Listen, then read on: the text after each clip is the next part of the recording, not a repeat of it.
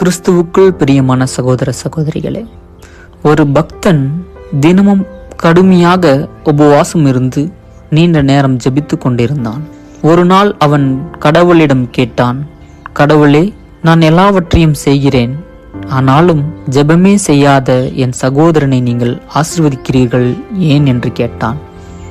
அதற்கு கடவுள் புன்னகையுடன் கூறினார், அவன் என்னை அதிகமாக பேசிக்கொண்டு சோர்வடைய செய்ய மாட்டான். இந்த சிறுகதை நமக்கு என்ன சொல்கிறது?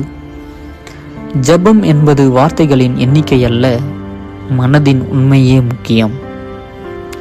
இறைவாக்கினர் எசாயா கூறுகிறார், சாம்பல் பூசி தலை குனிவது நோன்பல்ல, அநீதியை அகற்றுவது, ஒடுக்கப்பட்டவர்களை விடுவிப்பது, பசித்தோருக்கு உணவு அளிப்பது, உடையற்றோருக்கு உடை கொடுப்பது, இதுவே கடவுள் விரும்பும் உபவாசம். ஆகவே உண்மையான உபவாசம் உணவை தவிர்ப்பது மட்டுமல்ல, அன்பை செயலாக்குவது, பிறரின் துன்பத்தை பகிர்ந்து கொள்வது.